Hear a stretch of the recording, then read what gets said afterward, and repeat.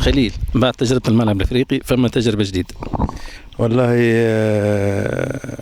ايش باش نقول لك، بعد تجربة دامت 6 سنين مع أكيب الملعب الأفريقي المازن بورقيبة، شفنا الباهي فيها الباهي والخايب معناها. تجربة ممتازة.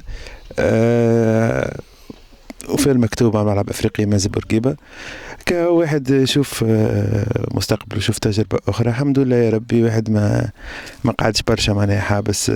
جايبني 3 ولا 4 عروض معناها من فرق من جهة هنا، خاطر ماك تعرف عندي ديزونجاجمون مع في الخدمة نتاعي، نجمش نبعد برشا، فهمتني. معناها الحمد لله يا ربي. جاتني معناها 3 ولا 4 عروض من جمعيات هنا من جهة. شفت أنا هو العرض الأقرب والأحسن معناها، اللي باش يزيدني حاجة في السي في نتاعي، واللي باش يخليني معناها نقدم ونتعدى البالي آخر. يعني تبديل السروج فيه راحة. أكيد تبديل السروج فيه راحة، وإن شاء الله معناها تبديل السروج معناها ان شاء الله. ماني انا قلت كما قلت لك 6 سنين في ملعب افريقيا مازن بورقيبه، طلعت مرتين، هزيت كوب دو لا ليغ، جيت تشوف معناها المهم تاع كل عامين فما حاجه. ان شاء الله معناها الجاي خير معناها. شكون الفريق؟